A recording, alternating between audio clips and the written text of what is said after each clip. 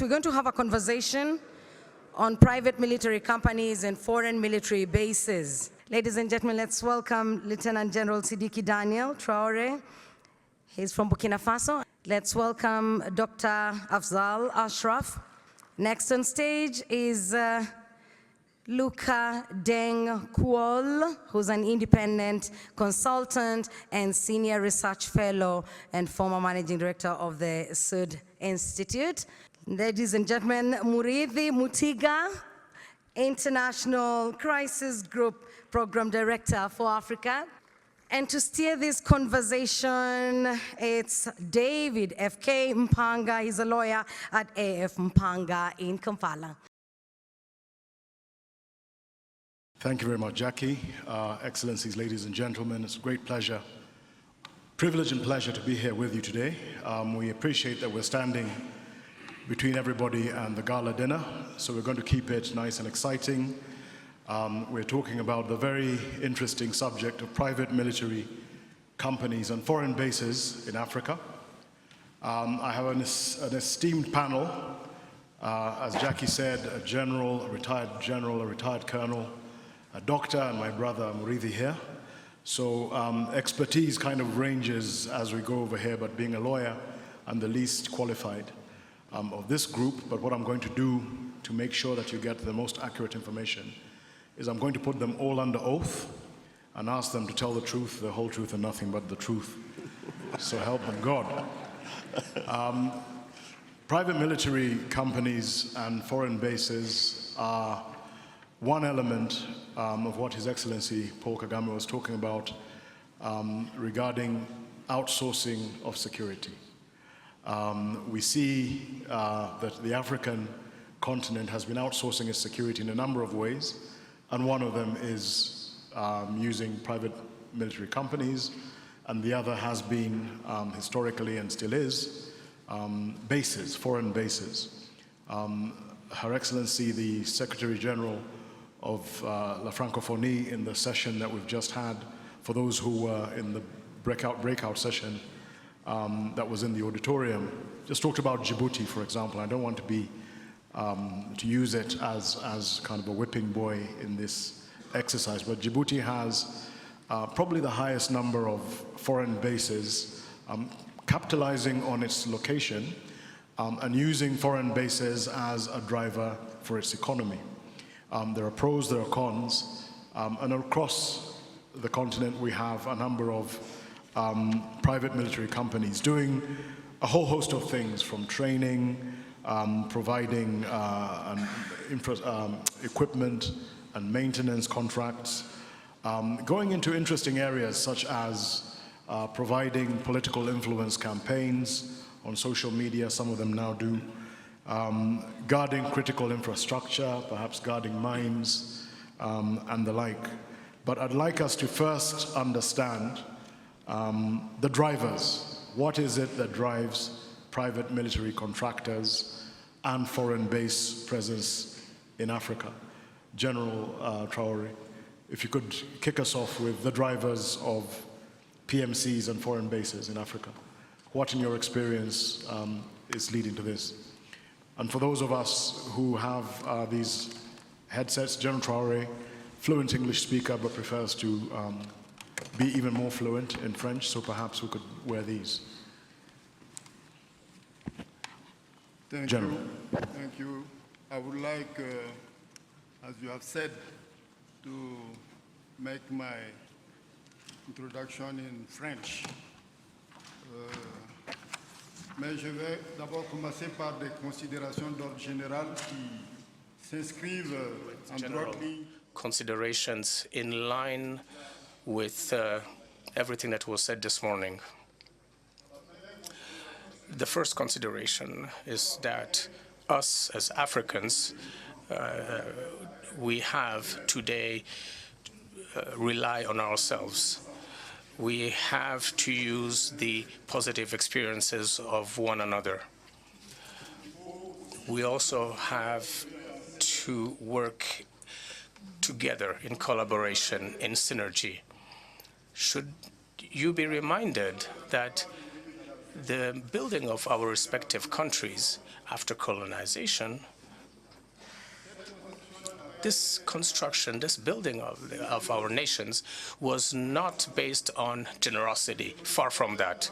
The colonizers did not build the majority of our countries, of our nations, for us. They did that in order to safeguard their interests. At the War College, we were constantly reminded that this world is governed by the interests of the wealthy and the powerful. And the aspiration of the weak is to become powerful, and we're therefore in a power struggle, and we have to understand this. And all these elements feed the different geopolitical interests. Having given this context, what are the factors that lead to the emergence and the use of private military companies or foreign military bases? We are today in a global world where everything moves very fast, and we can say that African security is at a crossroads. Today, Africa is at the heart of major security transformation, which will not only redefine the power relations on the continent, but the power relation that this continent will have with others.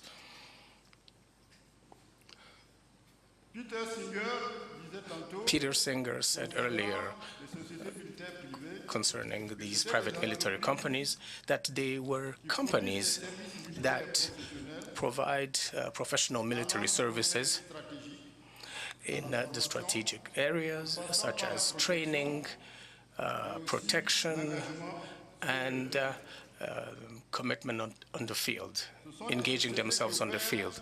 These companies operate on the global market to sell security. It's almost like we're trading. Furthermore,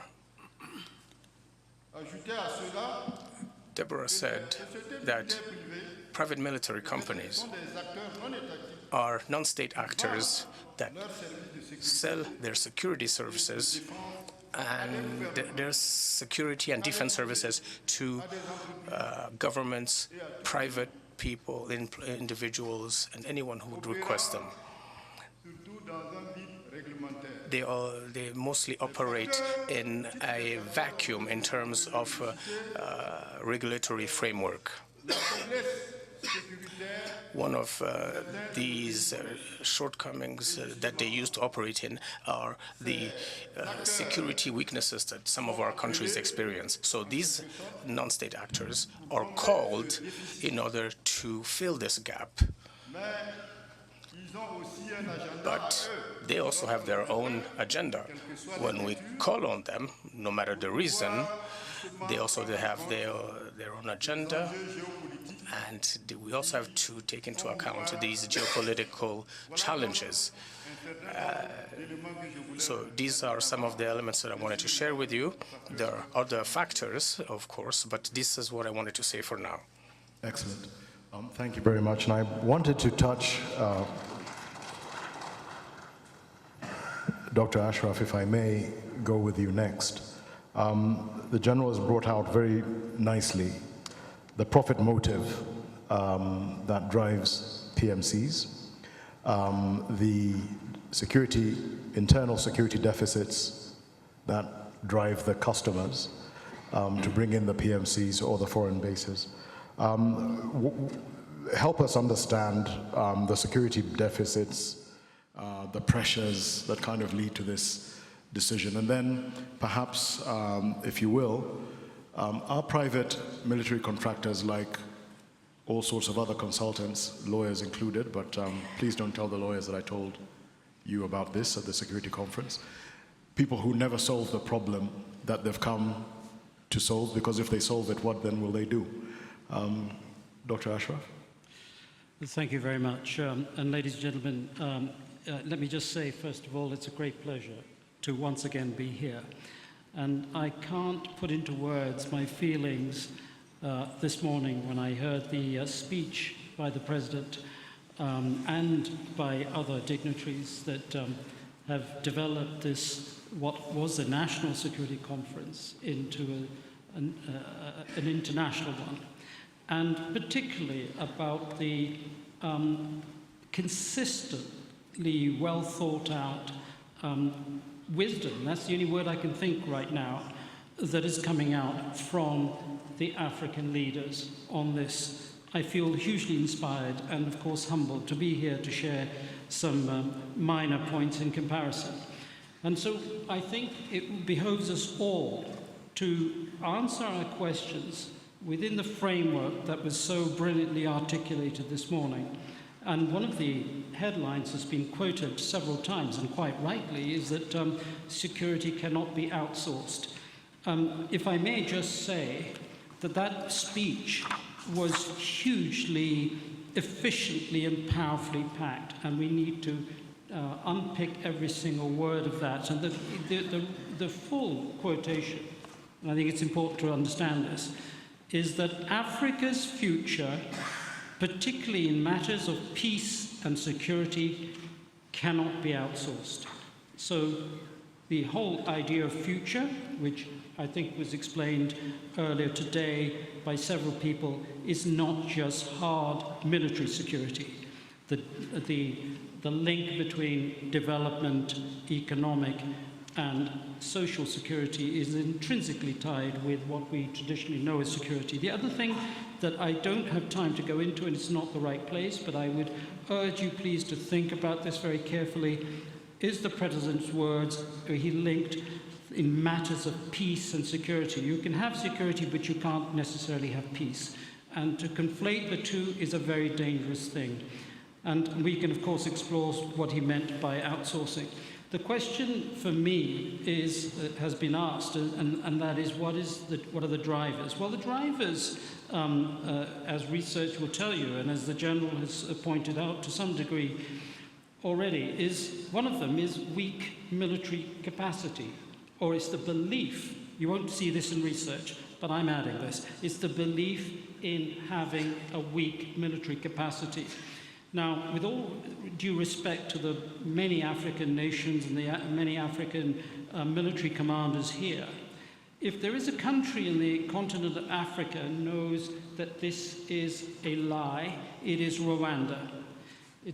This government came into power, it took on not just an established military, but it took on the might of the French with all their capabilities. And despite all those extra capabilities, they won a very much needed victory.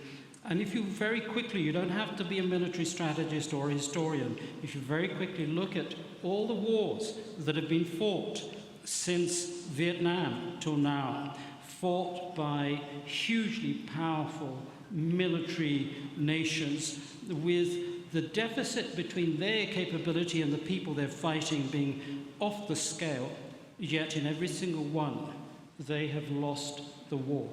So I think this idea that you lack a weak military capability is one that needs to be thought about very carefully.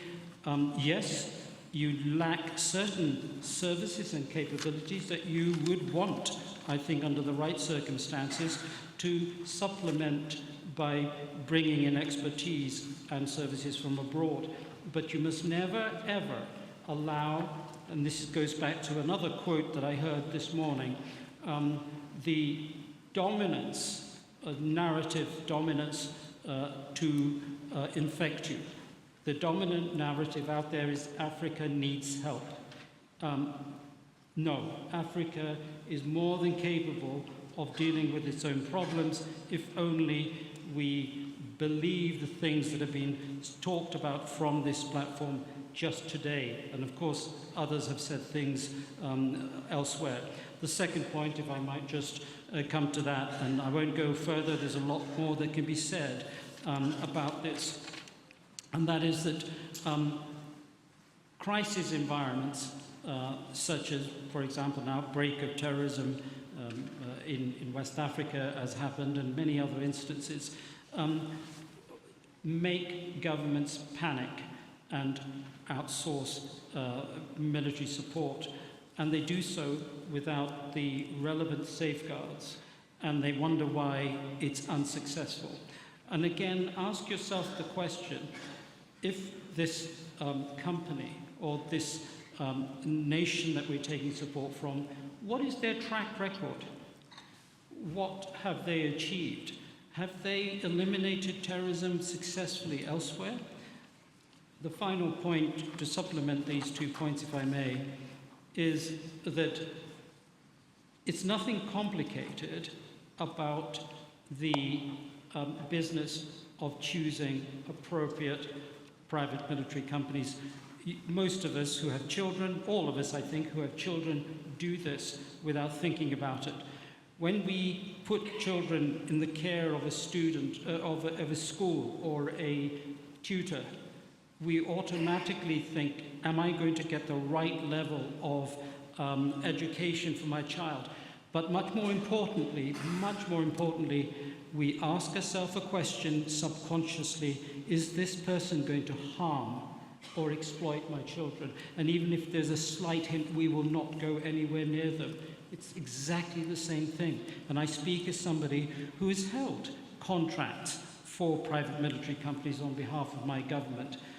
These are just common sense ideas, and these are ideas that you are more than capable of putting into practice if you take the advice given by the President and by His Excellency and many other people who've spoken on this platform to not allow negative narratives to dominate your thinking, but to make decisions, your own decisions, with confidence. I'm sure you can achieve security without the disadvantages involved in PMCs and bases. Excellent. Thank you, Dr. Ashraf.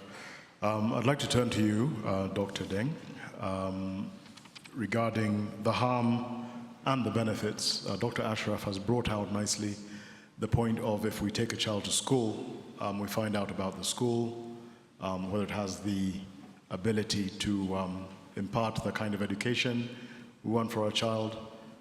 We expect to have regular exams that show whether the child is making progress. And of course, if there is any risk of harm, we don't take the child to that school, or we remove the child from that school when we learn of that harm. PMCs and foreign bases, using that segue into the risks and benefits. What risks and what benefits are there in your view? How can they be weighed up? And if at a certain point a decision is made that the foreign base, for example, is no longer helpful, has become harmful, can you just tell them, excuse me, please leave? Or does it become more complex than that? Doctor? Yeah. First, one is really humble and honored to be here. And in fact, one is so happy with the organizers for the choice of the security, as the President mentioned, actually overdue. But importantly, for the choice of having this conference, this great country. This country will continue to inspire us. Will continue to inspire us because they emerge triumphant from the ashes of genocide, but they give us the hope that we can build a better Africa. Because the experience of this country is assuring us, and I think we can learn a lot from the. Maybe the question about the drivers of the this phenomena of the private military companies or security companies, I think it should let us really to redirect our discussion, because the President challenged us about this outsourcing is more about us. How are we handling the security itself? And I think for me, going to internal dynamics, how they state themselves are handling the security. because the act of outsourcing is indication of a deficit in not only in security, but also in governance. So let me come to the, maybe the question is even larger than that. Are African countries able to control their warfare domain? The land, the air, the space, the cyber, are they in control? Because this is a very important question to ask ourselves, and all of us, we can answer that question because it's giving us to the year. But the phenomena of the private military companies, or even the security companies, it is, ironically, it is by the choice of the state. These companies are registered. These bases are allowed, are not imposed, but actually allowed by the state. So then the question, and answering the question of the president, then what are really the drivers of this? I will come to that, your question. I think I can identify about 5 of them. One, the persistence of the presence of this phenomena on the continent is a result always prevalent in the countries in conflict, or countries that are actually transition from conflict. Because usually such states, they don't have the capacity to deliver the core functions of a state, and particularly delivering security and safety to the citizen. And becoming necessary for this state to start embarking on these companies in order to fill the gap. And this is by necessity. And I think I will give you an example of my country. I did some work on the non-state actors in my country. Only in 2009, there was only one private security company. By 2024, the number jumped to 130 companies. And you could see clearly the need for them to get this one. In addition to this one, we have a United Nations mission in South Sudan, which is having about 20,000 forces and having Chapter 7. And not only in security, but even the delivery of services, the proliferation of NGOs on the continent. The NGOs are becoming acting like a state on the continent to provide the services. In actual fact, they're supplanting the role of the state on the continent. In my country, the number was around 100 in 2012 of NGOs. Now is around 300 on the country. In addition, now we have even the deployment of the Ugandan People Defense Forces. So you could see clearly this phenomenon is a real one. And it's not in South Sudan, but it's all over. The second one, even in the countries that are stable, there's an increasing level of governance deficit. African states are not delivering security to their citizens. With less motivated security actors, even the security actors becoming a cause of insecurity on the continent. And we have observed it on the continent. And it's really a real challenge because we are failing to deliver security to our citizens. The third is the type of threat facing Africa, becoming very complex, transnational in nature, actually outpacing the capacity of the state. If we talk today about the cyber security and the infrastructure on Africa, definitely the criminal networks and the criminal actors are becoming smarter than the state. And that is a big challenge, I mean, one of the drivers. The fourth driver, before the last, it is the weak collective and joint response to the security challenges on the continent. Africa has been talking a lot about the standby forces, but nothing is happening. Our national institutions, I mean the regional institutions, whether it is IGAD or whether it is ECOWAS, are failing the continent to deliver security. And it is very important for us to recognize this one. The one before the last, the erosion of multilateralism and the emergence of transactional leadership and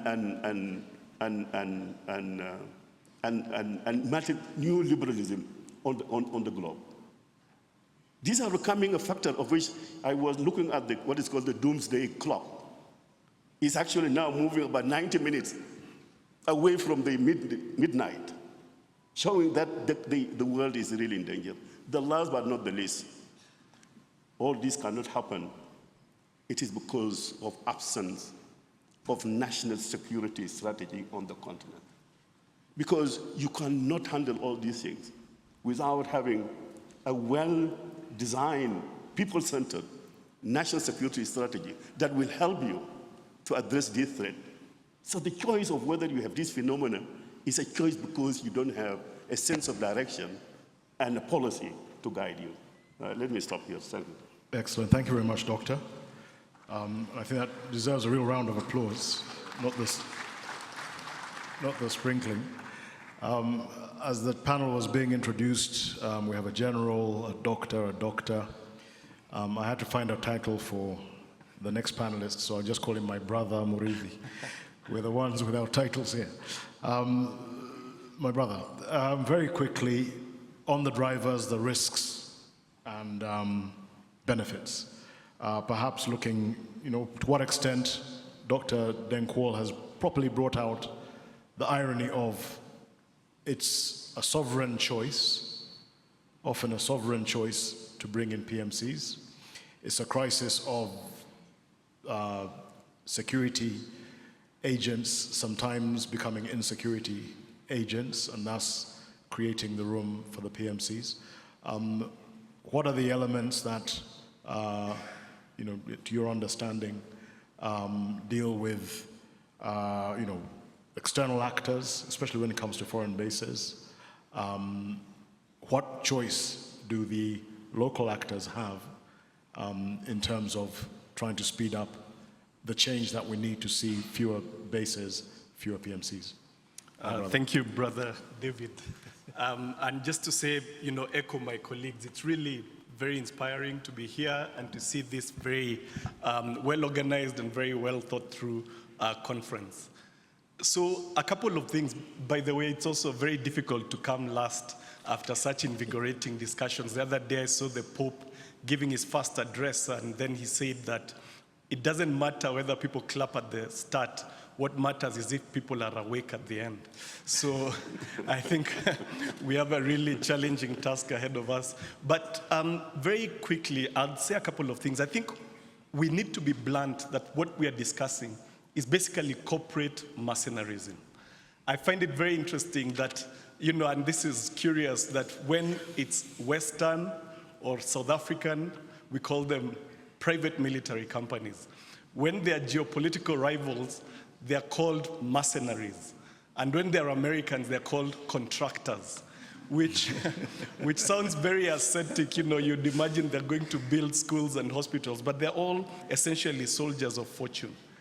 But we have to be really careful, because when discussing this phenomenon, and because abuses occur, because they weaken states, we often are tempted to blame the external actors. But what we heard from the president this morning is very pertinent, because very often the demand is coming from within, as we've just heard. And so if you permit me, I'll discuss this quickly through the prism of Sudan. I agree with the gentleman Khalid in the morning that we really need to pay more attention to Sudan, because it's a staggering crisis, the biggest crisis in the world. But a couple of things. The Horn of Africa, sadly, we're not strangers to conflict. But war is often a rural phenomenon.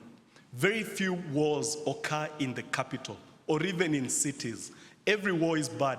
But these wars, I think, as we are seeing in Sudan, have a particularly egregious impact. A couple of things. One is that when war breaks out in the capital, you lose your middle class within a week.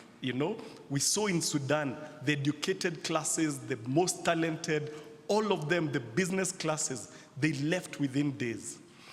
That makes the work of reconstruction much harder. The second thing is that the capital is usually the place of refuge. That's the place where people flee to. The degree of displacement has been particularly high because now, there's nowhere to flee to, nowhere is safe. And that has been very problematic. And then thirdly, war, usually the logic of war is to acquire the power of the state. But when you fight in the capital, you're destroying the essence of the state. And again, that makes the work of reconstruction much harder. The logic of war usually is you fight in the rural areas, come to the capital and take control. An aide of the former Prime Minister Meles Zenawi of Ethiopia used to say that he was astonished that when they came into Addis, there had been no fighting there, everything was intact, they were able to pay civil servant salaries within a month. Now in Sudan, you have destroyed the heart of the country, and therefore, getting back from that is very difficult. I say all this because the last time all these factors combined with each other was in Somalia. So I very much agree with all the speakers in the morning that we are still in a phase of prevention, because it could get worse and we really need to move more quickly. So to bring it to our topic today, another distinct thing about Sudan is that it's a war of the future. It's being fought with tools that our soldiers were never prepared for, that the state cannot operate, as Dr. Luka just mentioned. And so, for example, when the Sudanese army took Khartoum, the assumption, if you're following the logic of war in the past, was that the war was about to hit a turning point, negotiations would follow, and possibly it would peter down. Instead, it has escalated. Why? Because similar to Ukraine, we are seeing both sides deploying drones strategic drones. Basically, we've always had drones in this region, but now you're seeing the capacity to fire drones over 1,200 kilometers away with extraordinary accuracy. Our soldiers cannot operate those equipment. What is happening? We hear all manner of reports. I'm not asserting it as fact. It's just public information. You're hearing about Iranians and Russians and Ukrainians and Emiratis and all manner of actors, Colombians, as we had, because this is basically a war of the future. And this is a really worrying phenomenon, and it shows you the risks when you open the door to this. So just to say that it's the most essential thing we need to do on the continent is avoid wars of choice. Sudan is a war of choice. Ambassador Kimani in the morning spoke about incentives. The generals had a choice not to find a way to share power, to find a way to, collaborate with the civilians, but they chose war. When you open the door, it's very hard to close it. And Sudan now, given the sophistication of the equipment and the people operating it, the multiplicity of external actors, and especially the so-called middle powers that are becoming direct contestants, it'll be very hard to pull back. So the main point I would like to make is that we really need to avoid the choice of going to war. Thank you very much. I'd like to take it back to General Traore, if I may.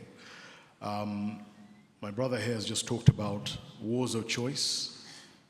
We often hear about wars reported in terms of natural resources.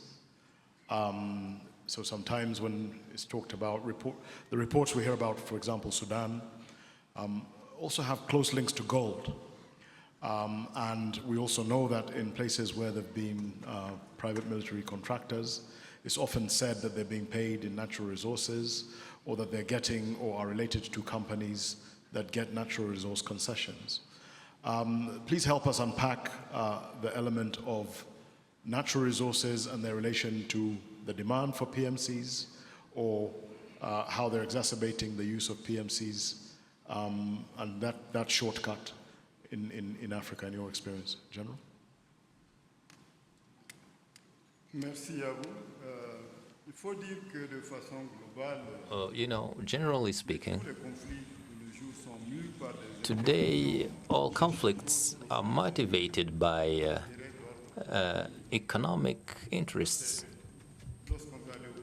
That's when you look at it, trying to understand the root causes. Other aspects include the visible part of the iceberg, you know, you're coming to save a struggling country or building this and that, but the forces on this world are about economy, and we need to organize and to fight those root causes. We need to focus on governance and equitable distribution of resources within different nations. And we need to focus more on good governance. Those are the elements that give you avenues of solutions.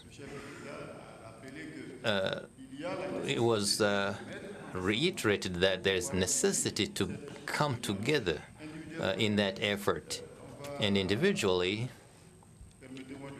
allow me to say this, we're going straight to failure if we do it individually. But if we come together, if there is synergy in our action, we can fight that problem and solve it. Thank you very much, General. Dr. Ashraf, do you want to have a go at the issue around natural resources, the profit motive, and maybe for the foreign bases, geopolitical concerns, great power play, logistical corridors, and indeed energy or resource hunger at home for the countries that have these bases? Well, what you've summed up, if I may say, is the changing world order. What you described is what the world order has been. It's been about exploitation. It's been about maximizing, if you like, a commercial advantage with minimal sustainable return to those with whom we do business. And Africa, I'm afraid, is a classic example where nations that have got their power through exploitation are now set on a worldview that perpetuates this. This is a big issue, and it's an issue that deserves a great deal of thought. Why do we have this situation? And this is not the place, I'm afraid, to do it. But the point I want to make here is this. The very fact that the world order is changing provides an opportunity for Africans to provide an alternative belief and thought model. And we must question the inherited ideas of power and security. Power for the majority of the world's nations, and I'm talking here about the powerful nations in Europe, has been acquired primarily through building up a military capability which then is used to colonize, and that is used to extract wealth at minimal benefit and often with great harm to the people from which it's extracted. And this morning we had an excellent alternative example which was dealt with very swiftly.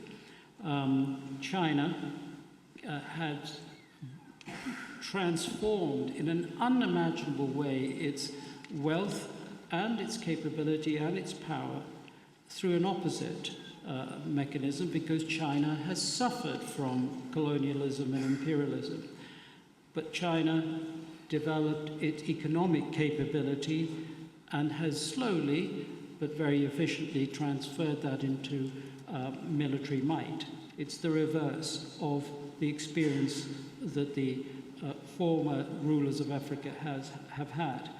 And with that in mind, we must look at those questions you asked about exploitation, about mineral wealth and so on, in a new light. And it has to be a light where you start with the assumption of a multi-civilizational world order.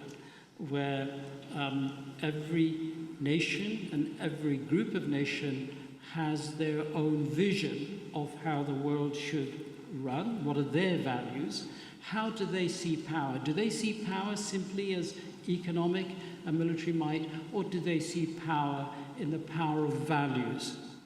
And in that regard, and I've said this, I think, in a former version of this conference, I used to point out to the generals for whom I was working in wars, who were struggling to find a solution to, a peaceful solution to the conflict, you will not find better examples of conflict resolution anywhere in the world than you will find in this continent. Of course, everybody knows about South Africa, but Ghana and many other places have produced brilliant models.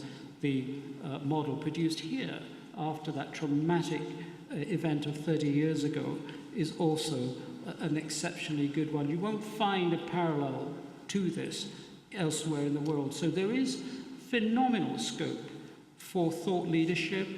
There's phenomenal scope for shaping the way the world operates, and then for, with confidence, negotiating deals on minerals, negotiating alliances where necessary, and I would warn against them, in a way that is mutually beneficial. And there are people now in the world, and most people, we've talked about the West, or rather I've talked about the West in very negative terms. I've talked about Western state and institutional structures. The people in the West have very good values, and most of them want to have a good world where there's a fair deal. So it is about anchoring and exploiting those opportunities to address those problems afresh. And I think they begin with regional cooperation and with regional deals. And in that regard, I think the move that this country has begun already with its neighbours at the highest levels is one that I believe and I pray will yield huge benefits in the long term, and it will solve much of the problems associated with these tactical issues of extraction of wealth and exploitation of talent. Excellent. Thank you very much. Dr. Denkwall, earlier today we heard from Victor Gao, and Dr. Ashraf has just kind of alluded to that it's important that we Africans are able to weigh up. We weigh up what we want based on African interests, and use what we want rather than what we need, rather than what we're told we need, as a guide to our development. And I think in your own earlier submission, you also talked about the lack of regulatory or accountability infrastructure, for lack of a better word, around PMCs and foreign bases. They operate in a vacuum. Let's combine those two thoughts and perhaps think about how better to bring about regulatory, democratic accountability for the PMCs. How do you envision Africa being able to weigh up when to use PMCs, for what to use PMCs, when to host foreign bases, what they should be allowed to do and what they ought not to be allowed to do, and when we don't need them? Doctor, give us an idea on how to do this. Yeah, thank you very much. I think in order to look at the impact of these phenomena on our institutions, one may need to reflect a bit on the great work by the African Union trying to review the 1977 Convention on the Elimination of Mercenaries. I think there's a bit of a confusion between mercenaries and the private military and security, and that work is very important. And I think on the continent also there is a very divided opinion whether the private military and security companies are actually beneficial to the continent or not. And that divided opinion is very important to dissect it a bit in order to know But let me go to the, how do they operate based on my limited work on this security sector? I mean, these the private sector, the private military companies. In most cases, because these companies are actually contracted on profit-making basis. And they tend to be registered under, usually, the business law. And here you have a business law governing companies to deliver the most sensitive functions of a state, that is provision of security. And here you have a dilemma between a profit or delivering public goods in the best possible ways. And that conflict becoming very apparent. But one thing I observe also, when these companies are registered, they tend to be owned by some security actors. And what it creates the conflict of interest in a sense that because of the condition of these security actors on the continent, you get the retired or some of the people in the security institutions becoming actually the owners of these companies. And that's created even weakening further the security institutions.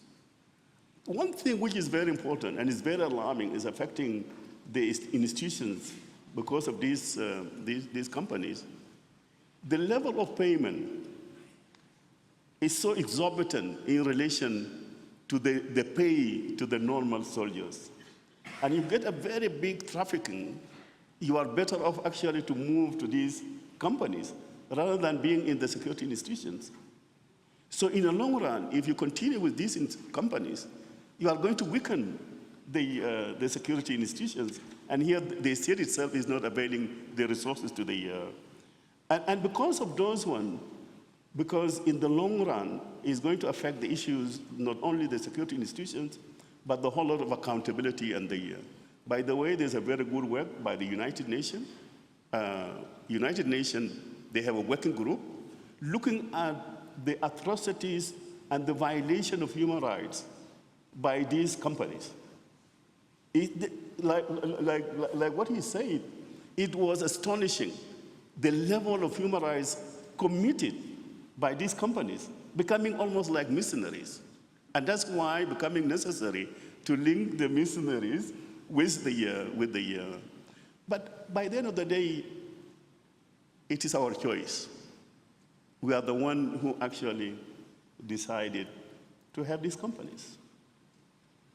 Then the biggest question, are these companies or these foreign bases advancing the national agenda? Are these companies aligned to the national security priorities? Are these companies enhancing a national ownership? Because these are very fundamental questions. You may be having a very good basis on the continent. You may be having many companies. But by the end of the day, the state itself the role of the state is being eroded and supplanted over time. And by the end of the day, you will get the state itself becoming very weaker and weaker and weaker. And that's why on the continent, why there are some countries are having these companies while other countries are not having. You ask Rwanda, for example. Rwanda is another example of whereby you provided a leadership around the importance of the state to deliver the security and safety. But it is very important, definitely, to involve the market. But it is very important at the same time, by the end of the day, it must be people-centered, and it should actually enhance the safety and security of the citizen.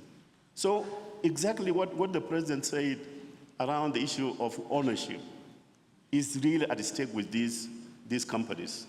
Unless the regulations, and I think the good thing now, the African Union, the review itself, is coming with a draft, and there's a likelihood they are going to improve on the convention on the mercenaries, but to include a clause around injecting the issue of accountability and transparency of these companies so that you can be able to be part of by the end of the day, whether they're good or bad, It is our choice. But the indications are quite clear. The more we rely outsourcing, we are weakening our institutions, and we cannot get out of this cycle of being dependent of the external support. Thank you very much, Doctor. Apparently, the more you use enhancements for strength, the weaker you get. But apparently that's discussed in different conferences, medical conferences, and not one on security. But ironically, PMCs have exactly the same effect. My brother, I want to talk about the alternatives and pathways to self-reliance. Dr. Deng Kuo had started talking about those, but give us your view on what are the alternatives and what are the pathways to self-reliance. To what extent can we use different transnational cooperation in Africa to deal with what we perceive to be the capacity lacks? Yeah, thanks, David. And just maybe I'll give the example of Sierra Leone, which was one of the first countries that encountered this phenomenon in the 90s. And I think two things. One is that, first of all, to play devil's advocate, I agree very much with Dr. Luca. The problem is the abuses. But the fact is sometimes these groups can be effective. And they're more effective, certainly, than UN peacekeepers. As people have pointed out in the past, a peacekeeper comes in primarily to keep peace, not to enforce it. But they are often deployed to areas where they might risk their lives. But they don't come here to risk their lives. And so it's a very strange phenomenon. But actually, these for-profit companies, because they have set goals and they're paid if they deliver, sometimes they do deliver. In Sierra Leone, they managed to push back the rebels. But then what does it do to the legitimacy of the state? It saps the legitimacy of the state in two ways. One is that in Sierra Leone, as we saw in many other countries today, they decided to pay themselves directly through the mining sector. That undermines the legitimacy of the state indirectly in the eyes of the public, but also directly by taking away resources from the state. Then there's the question of sustainability. They were effective. They pushed them back, but they committed abuses and were forced to leave. The government was overthrown just a couple of months after they left in 1997. So that sustainability issue is really one we should pay attention to. What are the alternatives? I think this is very difficult and complex. Anybody that has worked in the field of security sector reform knows it's very, very difficult and hard work. An army is, in many cases, the soul of a nation. It cannot be imposed externally. But very often, there are internal contradictions within the state that make leaders sometimes wary of having a strong military. And so, for example, I'll be too diplomatic to name directly any country. But essentially, you've seen that a number of heads of state have instead deliberately chosen to create militias and then to rely for regime security on external actors. Why? Because they fear their own shadow and they fear a strong military. So that is very complex to deal with, and I think it's something we need to grapple with. I think the second thing is what was discussed in the morning, solidarity. And I don't just say this because I'm in Kigali, but Rwanda has actually shown in Mozambique and in the Central African Republic that there's an alternative to seeking these external actors, that you can have a disciplined, effective military come in and help with improving security. Certainly they've helped in Mozambique, they've helped in the Central African Republic. But still, that's not enough, It might resolve the problem in the short run, but the answer has to come from within. I'll give one concrete example. If you look at many of the conflicts in the Horn of Africa, a lot of the question is, what is the state? Who is a citizen? These are what some have called incomplete states and unfinished nation-building projects. I think we have to confront these questions. For example, is decentralization, where you have a lot of diversity, is that the answer? Some would argue so. In some of the large countries, elsewhere in India. We've seen decentralization has helped. So essentially, you need to have a conversation domestically about the nature of the state, about the nature of citizenship. I think what we need to remember is that these are issues that people elsewhere grappled with and fought wars. 100-year wars, they fought wars which ended up being called world wars to resolve them. We don't need to do that, but it's very hard work, and the answers have to come from within these troubled states. Super, thank you very much. We have a few minutes. I'd like to open up to a few questions or comments. I think we can take 3 or 4 questions or comments from the audience, and then I'd like our esteemed panelists to give us their last word on this subject. I can see hands up, but I can't see the microphones. We'll take a question from the lady just midway, the beautiful head wrap.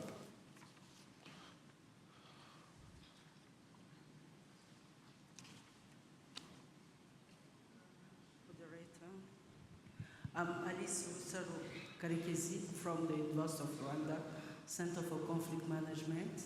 I'm very happy that we are ending that day speaking about 2 myths that perhaps have contributed most of the situations of conflict we have today, namely the shrinking of the states and the fact that the army must be as minimal as possible.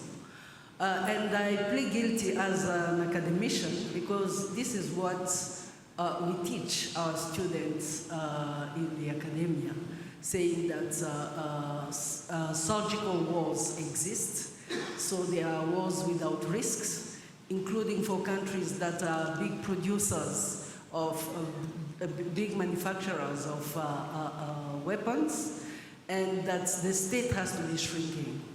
And perhaps ending the day with this reflection is very important to ask ourselves, how can an institution as the army that is responsible for the integrity of a population, linking it with governance that Dr. Kingsley spoke about, how can you divorce from the responsibility of protecting? I know that we bring a lot of questions about human security to distantiate a little bit from security, hard security. But this is, for me, at the heart. After 30 years of teaching, I'm realizing that, no, the states must be capable and is central. No, the army must be strong. So I wanted just to add these comments to my brother, Mr. Mutiri, who has been hinting at that. Thank you. Thank you very much. And there was a question just further down, just behind you. Question or comment? Yeah, thank you. Karen Shelley, I'm from Russia. You know, a couple of short comments. Napoleon's foreign minister, Talleyrand, once said a great thing, that bayonets are a wonderful thing. You can do anything you want with them, but you can't sit on them.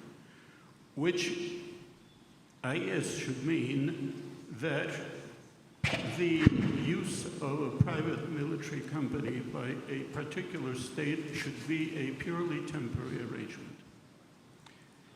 A given state should use that period of time when its security is enhanced by a PMC to build up its own security and armed forces. Then it should pay that company and thank them politely and say goodbye. And in Sierra Leone, by the way, executive outcomes in Sierra Leone didn't operate all by themselves. They operated in conjunction with British troops, just to make this clear.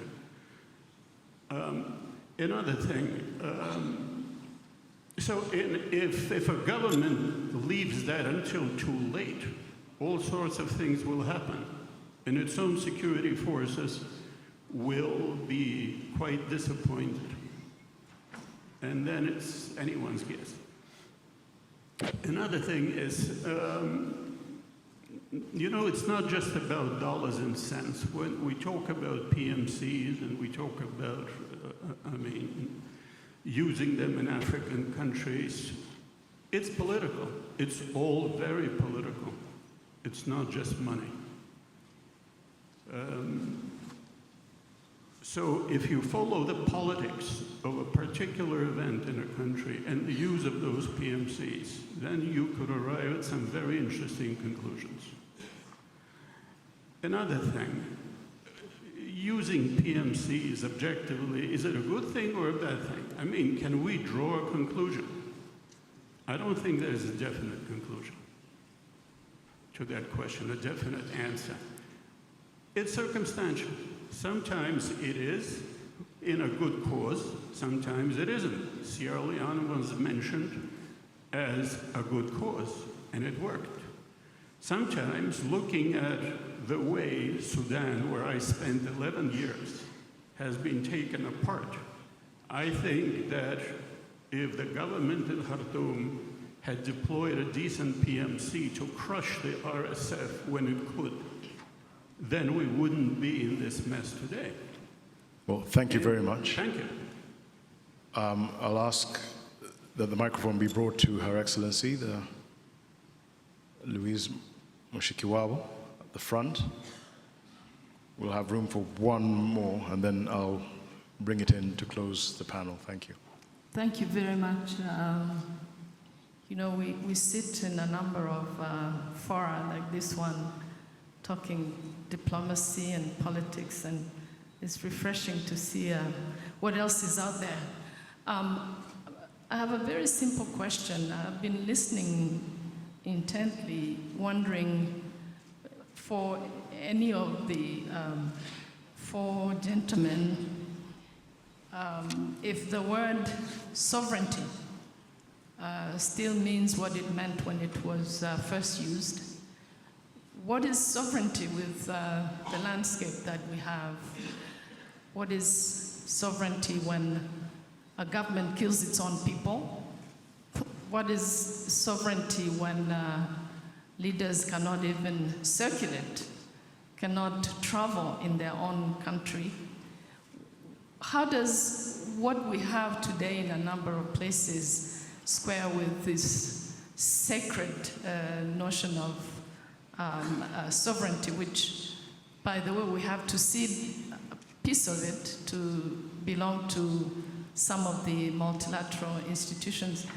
How does sovereignty fit with everything we've heard this evening? Thank you. Thank you very much. I think I'll actually bring it to the panel, because unless there's a burning question, and I can't see one. Excellent. The Russian gentleman, I didn't catch his name, gentleman, advised that if you're to use enhancements, you should use them for a limited period of time, otherwise you will stunt your own capacity. He was talking about PMCs. But Her Excellency has brought up a couple of very good questions around sovereignty. Let's use those to, each one of us in a few minutes, couple of minutes, round off this discussion. General, you go first. Bien, merci. Je voudrais commencer par dire que la souveraineté ne peut se bâtir que sur un fond, un prérequis qui est, je dirais, la bonne gouvernance. C'est-à-dire qu'il faut que ce soit un État normal qui est là pour l'intérêt de son peuple. En ce moment, cette souveraineté peut pleinement s'exercer. Et cela fait appel, bien sûr, dans notre contexte, à un leadership de type nouveau, où on aura des leaders qui sont véritablement dédiés au peuple et que le peuple a voulu là. En ce moment, la question de la souveraineté, ce leader se battra pour les intérêts du peuple. Il ne se battra pas contre son peuple. En ce moment, c'est lui qui s'oppose à ce concept de souveraineté de son peuple. Je voudrais aussi, au-delà de cela, parler d'un aspect qu'on avait évoqué tantôt, ça concerne la force légale doit appartenir toujours à l'État. Ça, c'est le point de vue du principe. Et malheureusement, quand on fait appel, malheureusement ou heureusement, je ne sais pas, mais quand on fait appel à d'autres structures pour exercer cela, ça veut dire qu'il y a des problèmes. Et ces problèmes, il faut leur trouver les réponses en essayant d'aller au fond des choses. Prenons le cas de l'armée. Si une armée est instrumentalisée, tribalisée et plein d'autres facteurs, cette armée ne va pas véritablement se battre pour la cause commune de la nation. Et les autres aussi voient.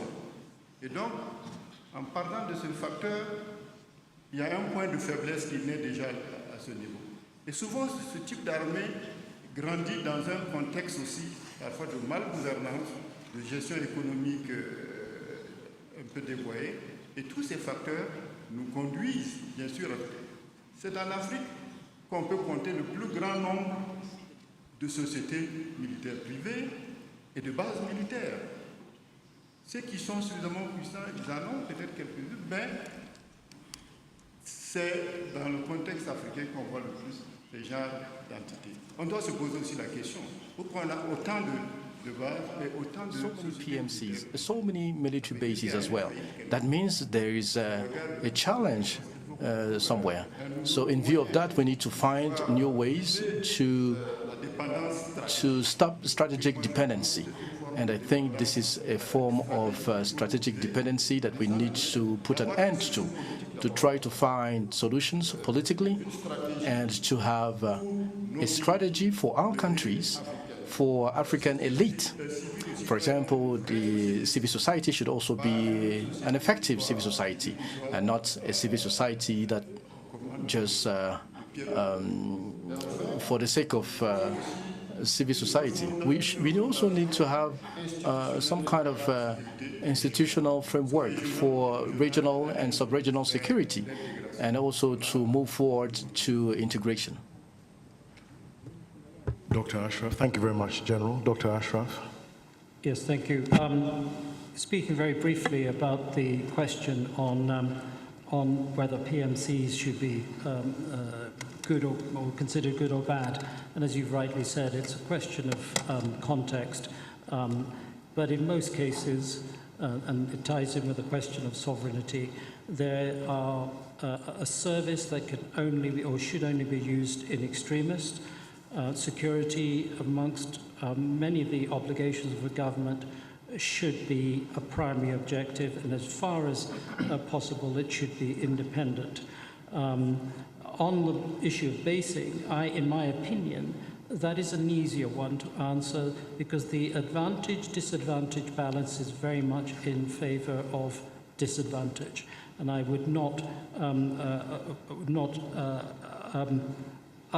recommend the basing of foreign bases, forces in your country unless it's part of a regional peace bloc.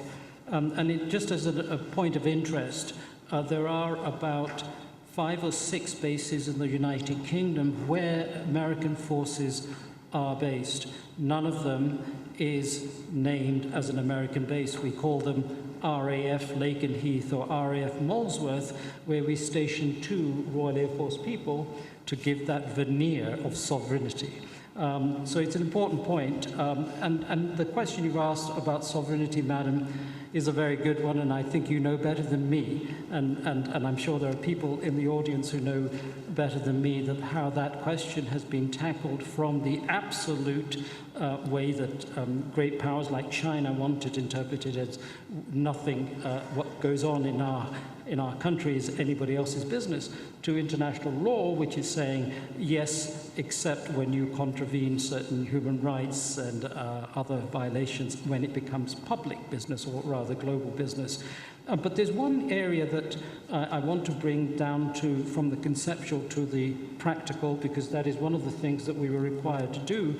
and that is to give a thought to people in this audience that whenever you buy a weapon that is software controlled, a weapon system that is software controlled, you are sacrificing your sovereignty. Let me say that again.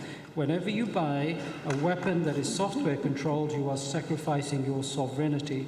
And if you want more detail, I can bore you to death on it because I have been involved in this stuff. I think most of you who deal with weapon systems will know exactly what I mean, that any weapon system can now have secret or hidden ways of limiting its operation within a location, within a time, and within other parameters. I want to just finally talk about one point that, again, comes from sovereignty, but it's not an elegant way, so forgive me, I'm not bringing this about elegantly because I haven't had time to think. But you also should take, sovereignty should stretch to two things. One is doctrine, and the other is threat. And in terms of doctrine, let me very briefly say that a lot of doctrine taught in war colleges, and it was mentioned earlier today, Clausewitz often comes out. Never ever forget that great philosophers like Clausewitz are conditioned by their cultural and historical experience. He is conditioned by the thoughts of Machiavelli, which in turn is based on the Borgia, the horrible excesses of the Borgia popes. He's conditioned by the Enlightenment, which is a peculiar event that occurred in Europe and could only have occurred in that particular context, and modernity that's linked to all of this stuff. So please think very carefully about doctrine. And I distinguish here between strategic doctrine and operational art. And those of you who are going to see the museum tomorrow, I highly recommend looking at that diagram of the operation that led by the RPF that led to the liberation of this country from the genocide. Operational art and planning is a boring topic. I can reassure you of that. But what distinguished that example from all the other examples I've seen, and I've been involved in this for the American Army in a couple of wars, is that planning, that operational art was matched with leadership, incisive, decisive leadership to deliver a result which I think is almost unique. The second point is that be sovereign in terms of threat, and it goes back to what our brother described very eloquently, what has been perceived, what has been pushed in many ways as a threat to you, a neighborly threat, is in the interest of people who want to make a huge amount of money.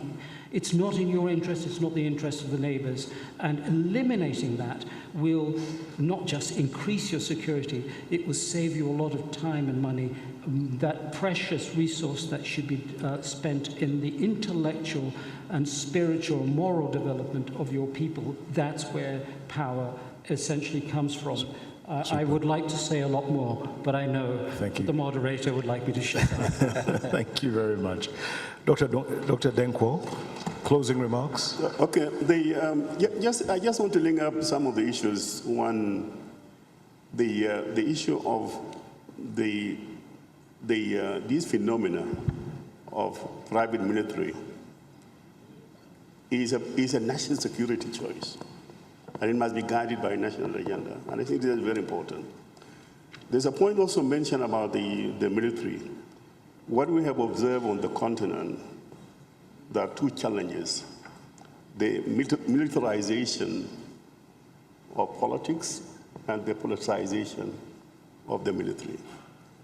And this, they will continue to haunt Africa's stability. And I think this is one to the issue of sovereignty, because security sovereignty is a responsibility.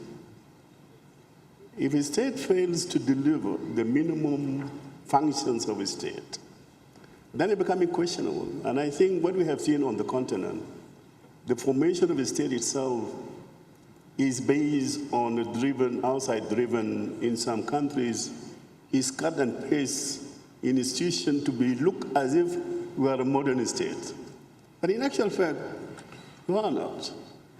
And what we are seeing also is that we tend to forget what we have. And we start from something that is alien, not linked to our values and our culture. And for me, the sovereignty that is really built and based on our traditions and what led us to survive is extremely very important. I want to conclude with some work that we have done on the link between military spending and the security outcomes.